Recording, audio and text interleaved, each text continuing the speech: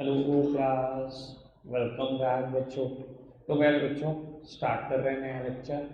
बाबू चर्चा चल रही थी हमारी गवर्नमेंट बजट पर, वहीं से चर्चा को शुरू करेंगे। सब सामने देखना। बाबू बजट के दो कंपोनेंट थे, बजट रिसीट्स और बेटा बजट एक्सपेंडिचर। ठीक है जी। बाबू रिसीट्स के फर्दर दो पार्ट थे, रेवेन्यू रिसीट्स और कैपिटल रिसीट्स। बाबू रेवेन्यू रिसीट्स के फर्दर दो पार्ट थे, tax revenue and non tax revenue.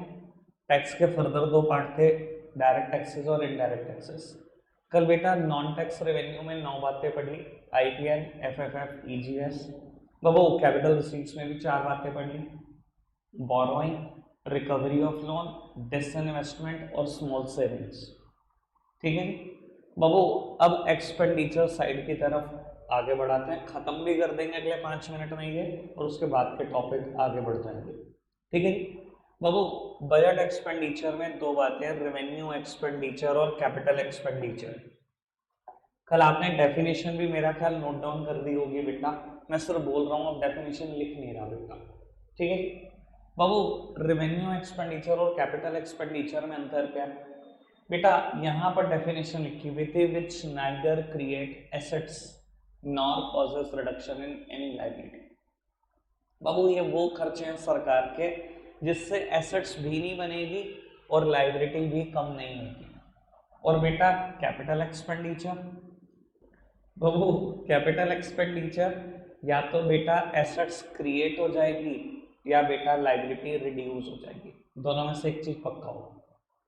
ठीक है, आओ एग्जांपल देखें। एक दिन बेटा मैंने इन दोनों की भी डेफिनेशन लिख दी थी परसों, और मैंने कहा था परसों समझ कुछ नहीं आएगा, बस डेफिनेशन लिख लो, और कल बेटा बिल्कुल क्लियर कर दिया थी ये दोनों चीजें। अब मैंने कल इसकी डेफिनेशन लिख दी थी, मुझे पक्का पता कुछ नहीं समझ में आया होगा, मैंने कोई एग्जाम्पल ही नहीं दिया आपको, आज सब कुछ क्लियर हो जाएगा। बाबू ना तो एसेट्स क्रिएट होगी ना ही कोई लायबिलिटी रिड्यूस होगी। एग्जांपल लो प्यारे बच्चों, 3-4 एग्जांपल का डिस्कशन करते हैं, उसमें सिर्फ एग्जांपल है, दैट्स इट। कोई उनकी एक्सप्लेनेशन नहीं, कोई कुछ नहीं, कुछ भी तो नहीं। जैसे यहाँ तो टैक्स पे इतना बड़ा डिस्कशन था, नॉन टैक्स रेवेन्यू पे कल इतना बड़ा डिस्कशन था, जैसा कुछ भी नहीं है। तो सर एग्जांपल क्या हो सकता है बेटा? Salary and wages. एक बात बताओ बेटा, कितने सारे सरकारी डिपार्टमेंट देखने को मिल जाते हैं आपको एक पर्टिकुलर डिस्ट्रिक्ट में? आप सहारनपुर में देखो ना बेटा, कितने सारे सरकारी डिपार्टमेंट है। मैंने आपसे 2-3 बार पहले भी बात करी है। आप खुद सोचो, इतने सारे सरकारी हॉस्पिटल, सबकी सैलरी दे रही है सरकार। इतने सारे सरकारी स्कूल हैं हमारे डिस्ट्रिक्ट में, सबकी सैलरी दे रही है सरकार। जब सरकार ये सैलरी दे करती है, ये तो पक्का पता है ना एक्सपेंडिचर है, ये तो सबको पता एक्सपेंडिचर है। अब वो कौन सा एक्सपेंडिचर है, रेवेन्यू है या कैपिटल, ये कैसे पता लगे बेटा? डेफिनेशन सेटिस्फाई करा लो। क्या कहती है डेफिनेशन?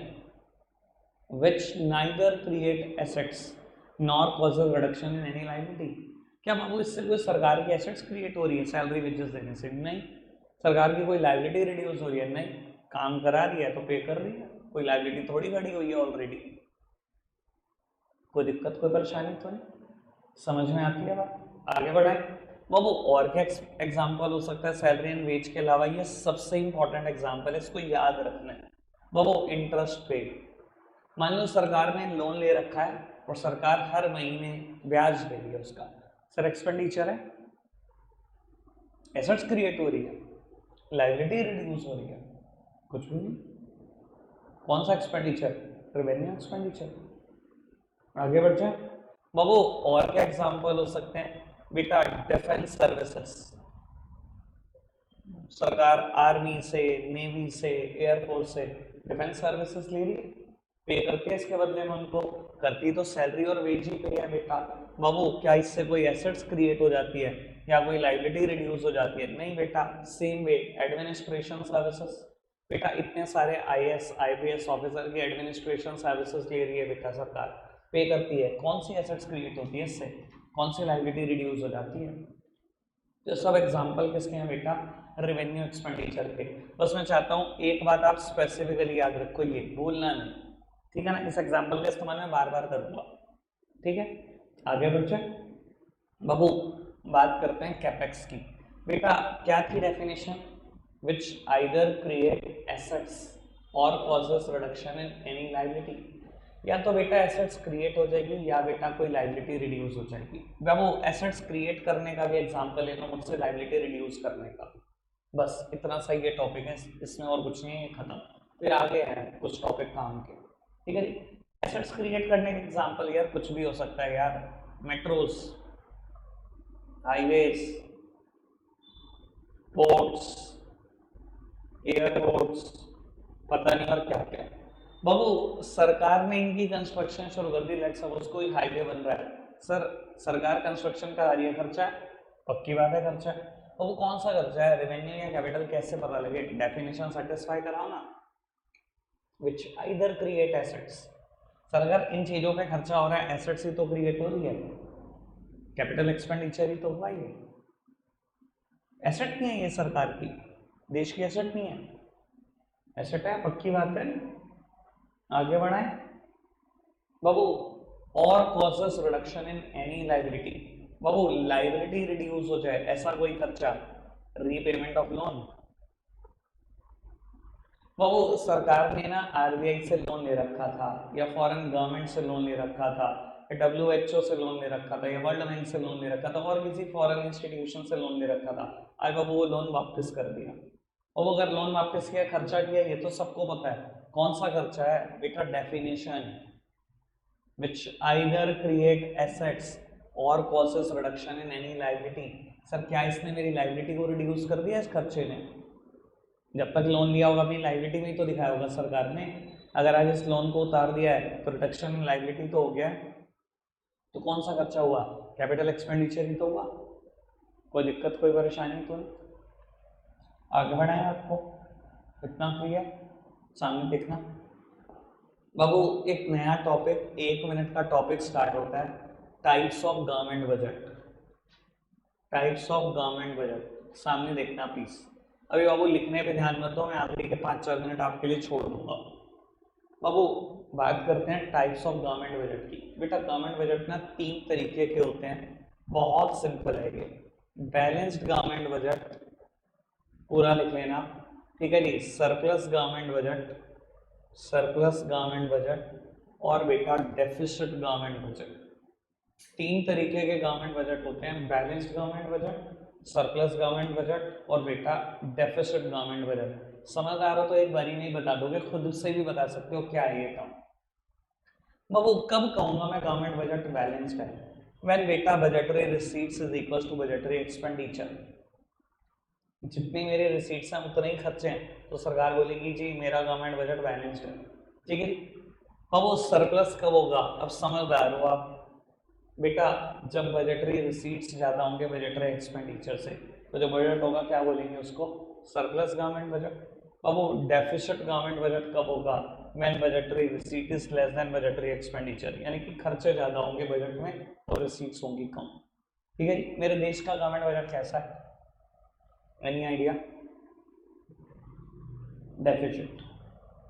और वो मैं आपको बता देता हूँ 99% डेवलपिंग कंट्रीज का गवर्नमेंट बजट हमेशा डेफिसिट होता है, क्योंकि वो डेवलपिंग कंट्री है, एक ही प्रयास कर रही है बस मैं डेवलप हो जाऊँ, और डेवलप होने के लिए ना वो बस दिन रात एक हो जाता है, सरकार की सारी कमाइयाँ रुक जाती हैं। जितना आ रहा है रिसीट वो तो खर्च ही रहे हैं, बोरो कर करके भी खर्च रहे हैं, कि बस किसी तरीके से देश डेवलप हो जाए।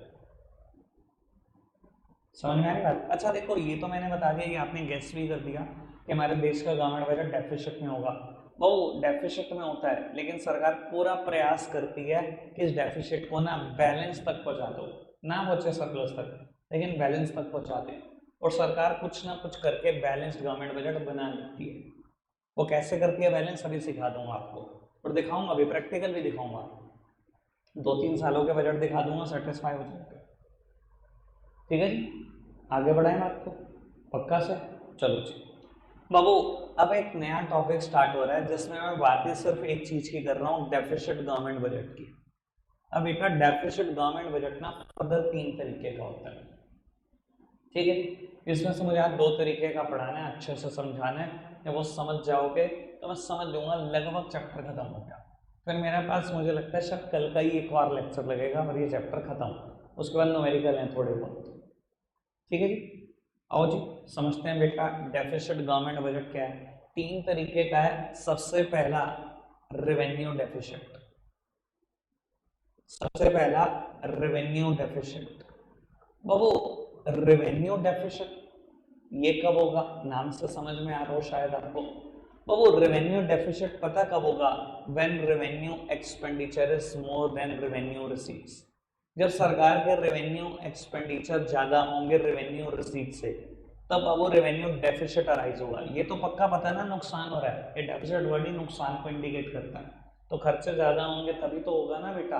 तो बाबू अगर इसको कैलकुलेट करना है कि कितना रेवेन्यू डेफिसिट है, कैसे कैलकुलेट कर सकते हैं, revenue expenditure minus revenue receipts. कोई दिक्कत कोई परेशानी तो नहीं, समझ में आ रही है सारी बात। बाबू एक बार मुझे जरा जल्दी से यहाँ पर कंपोनेंट लिखवाना। बजट के 2 कंपोनेंट है, बजटरी रिसीट्स और बजटरी एक्सपेंडिचर। बोलो भैया यार ये भी नहीं बोल सकते तो लानत है।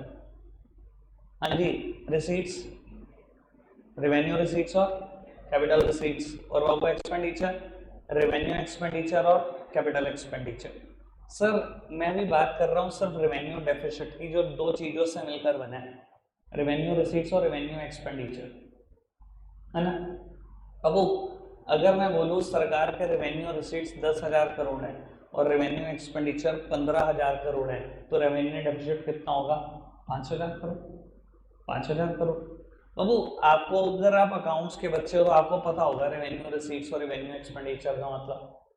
इसको हम अकाउंट्स की भाषा में क्या बोलते हैं, recurring expenditure, recurring income. P&L account में दिखाते थे दोनों को।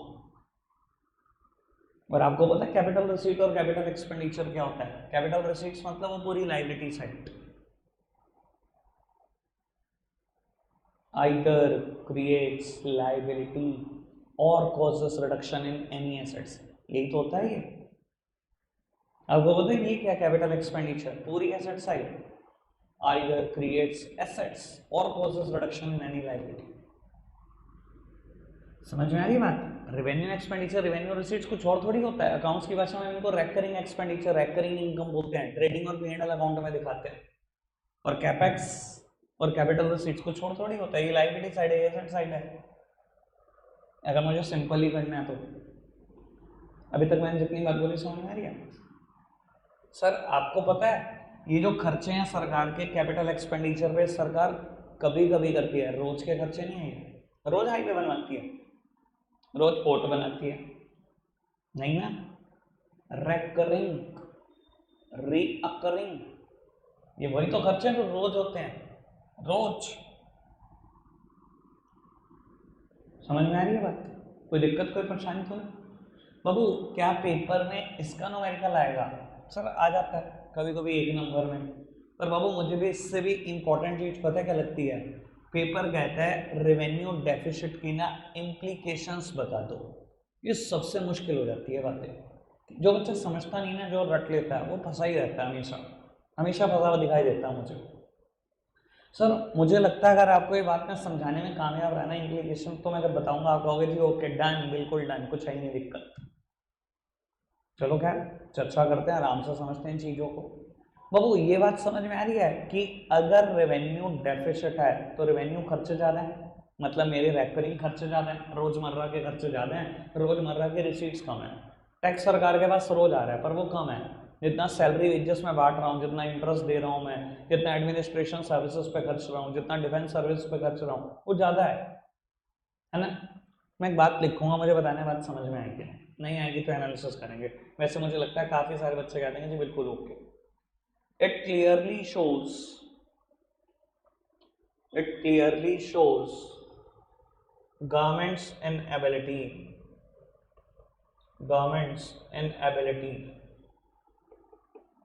to manage its day-to-day expenses.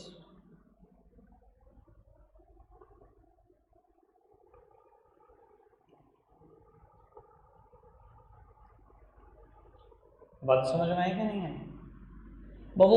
अगर आपको रेवेन्यू डेफिसिट दिखाई दे रहा है ना, तो समझ जाना कि गवर्नमेंट से ना अपने डे टू डे खर्चे भी मैनेज नहीं हो रहे, इतना भी नहीं कमा पा रहे कि अपने डे टू डे खर्चे भी निकाल पाए। यही तो शो कर रहा है रेवेन्यू डेफिसिट। समझ में आ रहा है ना, रटने की जरूरत है इस चीज को। क्लियर है बात? पक्का से आगे बढ़ाएं बाबू। अच्छा, अगर रेवेन्यू खर्चे ज्यादा हो रहे हैं, रेवेन्यू रिसीट्स कम हो रही है, गवर्नमेंट कैसे करेगी कोशिश मैनेज करने की? बाबू सरकार को ना शायद डिस सेविंग्स करनी पड़ जाए। क्यों सर? डिस सेविंग सब समझते हैं, मेरे को लगता है टर्म। पास्ट में अगर आपने कोई सेविंग्स करी होगी तो शायद हो सकता है ना तोड़ के लानी पड़ जाए। 15,000 करोड़ के खर्चे हैं और बेटा सिर्फ 10,000 करोड़ की इनकम, 5,000 करोड़ का हो सकता है ना डिस सेविंग करो। पिछली सेविंग तोड़वाओ, जोड़ रखा है उसको निकाल लो, तभी तो खर्च कर पाओगे 15,000 करोड़ रुपए। कोई दिक्कत कोई परेशानी तो नहीं? दोनों इम्प्लीकेशन क्लियर। तीसरी बात सर देखो, मैंने क्या कहा था, गवर्नमेंट का बजट हमेशा डेफिसिट में है, बट गवर्नमेंट क्या करती है, कुछ ना कुछ जुगाड़ करके उसको क्या कर देती है, बैलेंस कर देती है। तो मैं सिखाता हूँ बैलेंस कैसे कर देती है। अच्छा मान लो सिचुएशन यही है, और मान लो ना मुझे कैपिटल रिसीट्स के बारे में आइडिया, ना कैपिटल एक्सपेंडिचर के बारे में आइडिया। बैलेंस कैसे करना इसको? अगर रिसीट 5,000 करोड़ से बढ़ जाए तो बैलेंस हो जाएगा। अगर रिसीट 5,000 करोड़ से बढ़ जाए तो बैलेंस हो जाएगा। और कुछ भी ना हुआ ना तो कैपिटल रिसीट में पहली टर्म आपने पढ़ी थी बोरोइंग, सरकार 5,000 करोड़ का लोन ले लेगी, हो गया बैलेंस। ठीक है ना? अगर डिस सेविंग्स आई नहीं तो कैसे मैनेज करोगे, कैसे बैलेंस करोगे? पता है ना कैसे करोगे, यही तो रास्ता है घूम फिर के। बोरोइंग तो हमेशा रास्ता जिंदाबाद है ना, लोन तो मिल ही जाएगा, गवर्नमेंट ऑफ इंडिया हो, कोई मजाक बात तो है। समझ में आ रही बात? तो बाबू अगर रेवेन्यू डेफिसिट है तो थर्ड इम्प्लीकेशन आती है बोरोइंग्स। लेकिन एक बात हमेशा याद रखना, देखो आप बोरोइंग्स चाहे आरबीआई से करो, चाहे फॉरेन गवर्नमेंट से करो, चाहे किसी फॉरेन इंस्टीट्यूशन से करो, बेटा it leads to the dependency burden. कहीं ना कहीं बेटा आप दूसरी अथॉरिटी के ऊपर ना ज़्यादा डिपेंडेंट होते चले जाते हो। कहीं ना कहीं बेटा बोरोइंग की वजह से ना डिपेंडेंसी बर्डन बढ़ता चला जाता है। मैं एक एग्जांपल दे देता हूँ, पाकिस्तान बाल बाल कर्जे में, जिसमें मोस्ट ऑफ द कर्जा दिया हुआ चाइना का है। अब आप खुद समझो, एक कंट्री खर्च रही है, अपने देश में खर्च रही है, उस खर्चने के लिए उसको लोन की जरूरत है, वो चाइनीज गवर्नमेंट के पास जाते हैं, वो लोन दे देती है। सर एक बात बताओ, आप उनके ऊपर इतना हाईली डिपेंडेंट हो चुके हो कि अब लोन उतारने के भी पैसे नहीं है, और वो जो कहते हैं वो आप मान लेते हो, चाहे वो कितना इलीगल हो। यही होता है ना बेटा, यही तो मैं समझाने की कोशिश कर रहा हूँ। जब आप बोरोइंग करते हो ना बेटा, कहीं ना कहीं दूसरी अथॉरिटीज के ऊपर आपका ना डिपेंडेंसी बर्डन बढ़ रहा होता है, और ये किसी भी कंट्री के लिए ना बहुत गलत सिचुएशन होती है। आपका किसी दूसरी कंट्री पे डिपेंडेंट होना, किसी फॉरेन इंस्टीट्यूशन पे डिपेंडेंट होना, किसी फॉरेन बैंक पे डिपेंडेंट होना, अगर आप ज़्यादा डिपेंडेंट होंगे ना फिर वो अपनी मर्जी का काम कराएगा आपके देश में, और आपसे ही कराएगा, और आप ना भी नहीं कर पाओगे। समझ में आ रही है बात? अच्छा सर ईमानदारी से बताओ, कोई रटने वाला है? ये जरूरत है रटने की, इसको लिखा नहीं जा सकता। समझ आ रही है सारी बात? चलो आखिरी बात, जिसको समझ में आ जाए हैंड रेस कर लेना, देख लेंगे आज।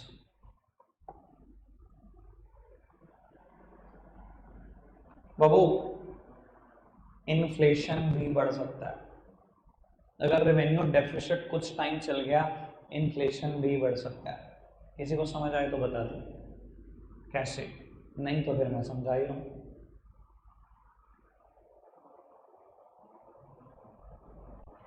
सर अच्छा एक बात बताओ, अभी आपने बताया मेरे साथ तय किया कि हम बोरोइंग कर सकते हैं, अगर कोई रास्ता ही नहीं है, 5,000 करोड़ रुपए चाहिए तो बोरोइंग कर सकते हैं। मैंने फॉरेन से बोरोइंग करी और इंडियन इकोनॉमी में पैसा खर्च दिया। लास्ट चैप्टर में क्या बताया था, इकोनॉमी मनी सप्लाई बढ़ा दी 5,000 करोड़ से, अगर बढ़ा दी तो इन्फ्लेशन आना तय है, तो दुनिया की ताकत नहीं रोक सकती, कुछ तो महंगाई बढ़ेगी बढ़ेगी। क्लियर है? कोई दिक्कत कोई परेशानी तो नहीं? चारों एप्लीकेशन समझ में आ गई? बताओ क्या रिपीट करूँ, पूछो, कराओ रिपीट, बताओ क्या करूँ? कुछ भी ना करो तो करो तुम तो।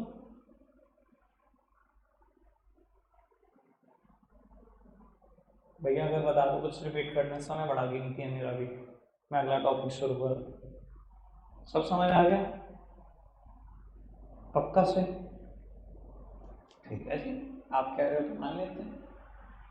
बाबू नेक्स्ट टॉपिक स्टार्ट करते हैं। अब बाबू मैं दूसरे डेफिसिट की बात करने जा रहा हूँ। आज इससे आगे टॉपिक नहीं बढ़ाऊंगा क्योंकि ये टॉपिक अपने आप में बड़ा डेंजरस है।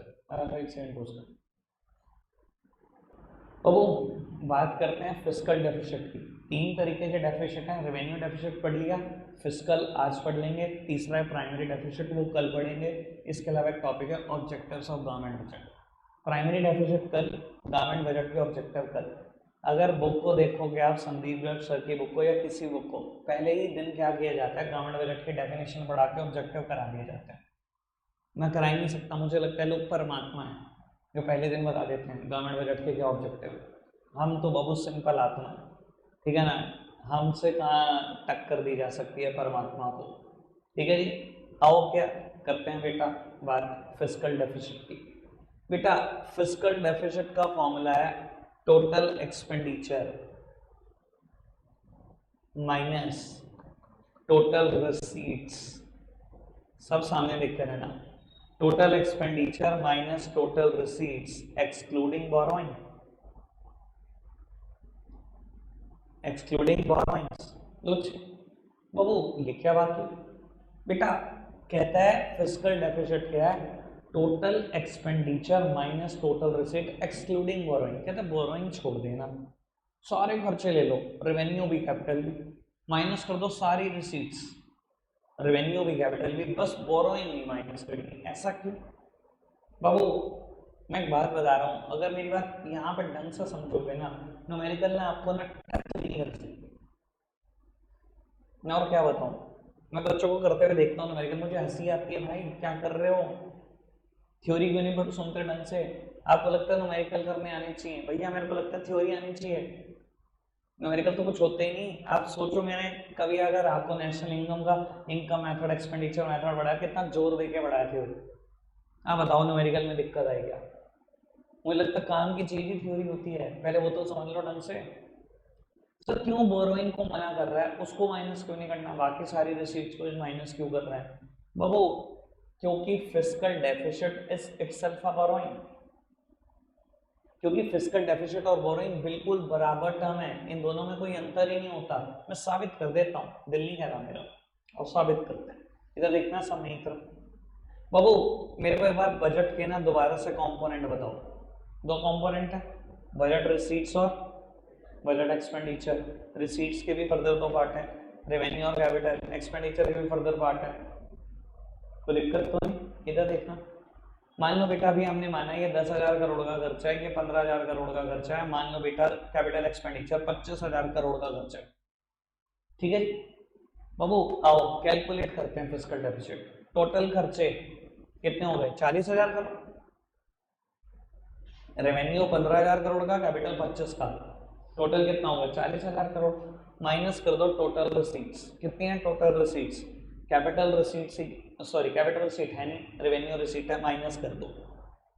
बाबू 30,000 करोड़ का फिस्कल डेफिसिट है, 30,000 करोड़ का फिस्कल डेफिसिट है। क्या बताया मैंने आज तक आपको, गवर्नमेंट कैसा बजट क्रिएट करती है, बैलेंस। एक्चुअली में कैसा होता है, डेफिसिट होता है, गवर्नमेंट कुछ ना कुछ जुगाड़ चला के क्या कर देती है, उसको बैलेंस कर देती है। एक बात बताओ, इसको बैलेंस करना है, 30,000 करोड़ रुपए से खर्चे ज्यादा हैं, 40,000 करोड़ के खर्चे हैं, 10,000 करोड़ के रिसीट है, 30,000 करोड़ रुपए चाहिए ना बैलेंस करने के लिए। कहाँ से आएंगे 30,000 करोड़, कुछ भी नहीं होगा तो क्या होगा, बोरोइंग तो जिंदाबाद है। तभी तो उसने मना किया बोरोइंग मत माइनस करो, क्यों, क्योंकि fiscal deficit itself a borrowing. Fiscal deficit कितने का है, 30,000 करोड़, बोरोइंग कितनी करोगे 30,000 करोड़, ये हमेशा ही बराबर होता है। एग्जाम्पल में ट्विस्ट है, सामने देखना, कैपिटल रिसीट के टोटल 4 कंपोनेंट थे, borrowings, recovery of loan, disinvestment और स्मॉल सेविंग्स। ठीक है, मान लो बोरोइंग गिवन नहीं है, रिकवरी ऑफ लोन, डिसइन्वेस्टमेंट और स्मॉल सेविंग 20,000 करोड़ है। अब लगवाना फॉर्मूला, टोटल खर्चे 40,000 crore minus total receipt excluding borrowing, revenue 10,000 crore की है, कैपिटल 20,000 करोड़ का है, 30,000 करोड़। अभी भी फिस्कल डेफिसिट कितना है 10,000 करोड़। समझदार को इशारा काफी, कैसे मैनेज करूंगा इस 10,000 करोड़ को, थ्रू बोरोइंग ओनली, यानी कि जितना फिस्कल डेफिसिट होता है उतनी ही बोरोइंग होती है। बिल्कुल, मैं भी तो यही कह रहा हूं। इसने क्यों का total expenditure minus total receipt excluding borrowing? Because fiscal deficit is itself a borrowing. Fiscal deficit ही तो बोरोइंग होता है। समझ में आ रही है बात? कोई दिक्कत कोई परेशानी तो नहीं? मैं आपको एक बात बताता हूँ। मैं आपको ना बुक में बड़ा लंबा चौड़ा एग्जांपल दिखाऊंगा, बड़ा लंबा चौड़ा, जहाँ फिस्कल डेफिसिट कैलकुलेट करने को कहेगा। बच्चा पता है क्या कर रहा होगा? एक टर्म भी दी होगी, उन लंबी चौड़ी टर्म में बोरोइंग नाम की। मैं अपने बच्चों को सिखाता हूँ सीधा लिखना fiscal deficit itself a borrowing, सीधा आंसर। आप एक स्टेप में आंसर लिखोगे। बुक को देख लेना, अपने दोस्तों यारों को देख लेना। पता क्या कर रहे होंगे? पहले ना छांट छांट के टोटल खर्चे का टोटल कर रहे होंगे। रेवेन्यू खर्चे अलग छाट रहे होंगे, कैपिटल अलग, उनका टोटल कर रहे होंगे। फिर रेवेन्यू रिसीट्स अलग छाट रहे होंगे, रेवेन्यू में भी टैक्स अलग, नॉन टैक्स अलग। फिर कैपिटल रिसीट्स अलग छाट रहे होंगे, बोरोइंग छोड़ के। और फिर सारी कैलकुलेशन कर करके निकाल के आएंगे। तुम एक स्टेप में आंसर निकाल के आओगे, वो 20 स्टेप में आंसर निकाल के आएगा, आंसर सेम आएगा। ये होता पता क्यों है? क्योंकि अभी थ्योरी पे फोकस नहीं किया, या पढ़ाने वाले ने समझाया नहीं फिजिकल डेफिसिट चीज क्या। समझ में आ रहा है? मैं बुक का भी स्टाइल दिखा दूंगा क्वेश्चन करने का, हंसी ना आ जाए कह देना। अभी तक मैंने जितनी बात बोली समझ में आ रही? क्यों बोरोइंग माइनस करा रहे हैं टोटल रिसीट में से? Because physical deficit it's a borrowing. कोई दिक्कत कोई परेशानी तो नहीं? आगे बढ़ाएं बाबू। इम्प्लीकेशन लिखना हूं बेटा मैं फिजिकल डेफिसिट की, और उसके बाद वाइंड अप करूंगा।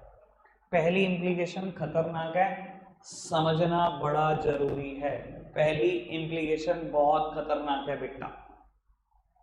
बच्चे पहली इम्प्लीकेशन में ही फंसते, मैं ये भी बता देता हूँ बाबू। अगर किसी भी गवर्नमेंट से अपने टोटल एक्सपेंडिचर मैनेज नहीं हुए ना, 1 साल 2 साल, लिख के ले लो, वो गवर्नमेंट डेब्ट ट्रैप में फंसने वाली है। फंस जाएगी, बहुत बुरी तरीके से फंस जाएगी, बाहर आना महाभारत होगा। वो बता सकता है क्यों, कैसे? अगर आपके टोटल खर्चे 1-2 साल लगातार ज्यादा रहते रहे ना टोटल रिसीट से, सर बहुत गंदे डेब्ट ट्रैप में फंसने वाले हो। कोई बस मुझे ये बता दे क्यों।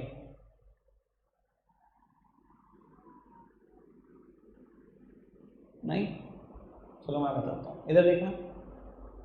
सर आपसे खर्चे मैनेज नहीं हुए, ये मानते हो बेटा? वो खर्चे मैनेज करोगे कैसे? एक ही रास्ता है, लोन लोगे। सरकार क्या करेगी? लोन लेगी, खर्चे कोप अप करेगी। बाबू लोन लेगी तो ब्याज देना पड़ेगा। फटाफट बताओ, जल्दी जल्दी हाँ करते जाओ। देना पड़ेगा ब्याज। ब्याज दोगे तो रेवेन्यू एक्सपेंडिचर बढ़ेगा। रेवेन्यू एक्सपेंडिचर में भी मैंने कहा था, एक एग्जांपल याद रख लो, इंटरेस्ट मुझे चाहिए कहा था ना, इसलिए कहा था। क्या देना पड़ेगा? ब्याज देना पड़ेगा तो रेवेन्यू एक्सपेंडिचर बढ़ेगा।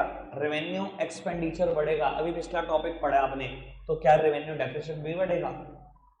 रेवेन्यू डेफिसिट किसके बराबर होता है? Revenue expenditure minus revenue receipt. और अगर रेवेन्यू डेफिसिट भी बढ़ेगा तो इसको कैसे कॉप अप करते हो? Through borrowing only.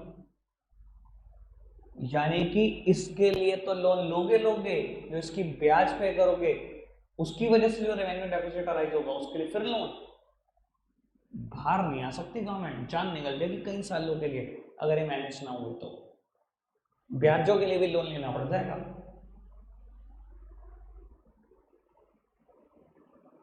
क्लियर है ना? कोई दिक्कत कोई परेशानी तो नहीं? दोबारा बोलूं बाबू। अगर टोटल खर्चे ज्यादा हैं टोटल रिसीट से, अभी मैंने बताया फिजिकल डेफिसिट अराइज होगा। फिजिकल डेफिसिट कैसे कोप अप होता है? बोरोइंग से। बाबू बोरोइंग मैंने कर ली, बोरोइंग करी तो ब्याज देना पड़ेगा, ब्याज दे दिया। ब्याज दिया तो रेवेन्यू एक्सपेंडिचर तो बढ़ा। ब्याज क्या है? रेवेन्यू एक्सपेंडिचर तो है। रेवेन्यू एक्सपेंडिचर बढ़ा तो रेवेन्यू डेफिसिट भी बढ़ा, क्योंकि रेवेन्यू डेफिसिट किसके बराबर है? Revenue expenditure minus revenue receipts. और रेवेन्यू डेफिसिट बढ़ा तो आपको ही पता है रेवेन्यू डेफिसिट को भी तो हम कैसे कोप अप कर रहे थे? बोरोइंग से ही तो कर रहे थे। उसकी भी थर्ड इम्प्लीकेशन देख लो। सर कैसे कोप अप कर रहे थे रेवेन्यू डेफिसिट को? बोरोइंग से ही तो कर रहे थे। तो आपको नहीं लगता बेटा, बोरोइंग करी उसका ब्याज देने के लिए फिर बोरोइंग करी, ये तो बहुत बड़े हालात माड़े हो जाएंगे देश के। यही तो मैं कह रहा हूं, आप रटने में लगे रहते हो। कोई दिक्कत तो नहीं? आगे बढ़ाएं तब को। सर सेकंड एप्लीकेशन सेम जो उधर थर्ड एप्लीकेशन थी। बाबू अगर बोरोइंग कर रहे हो from foreign government, from foreign institution, बेटा it leads to the dependency burden. Sir दूसरी अथॉरिटी के ऊपर आप डिपेंडेंट होते चले जाओगे जो किसी भी देश के लिए अच्छी सिचुएशन नहीं है, ठीक है जी। और अगर बोरोइंग ना करो तो आपके पास एक और ऑप्शन हो सकता है, एक और ऑप्शन हो सकता है। मैं बस वर्ड लिखूंगा, आप बता देना कि मैंने ये पढ़ाया कि नहीं पढ़ाया वर्ड पिछले चैप्टर में। याद है वर्ड? क्या है वर्ड? ये डेफिसिट फाइनेंसिंग का मतलब क्या होता है?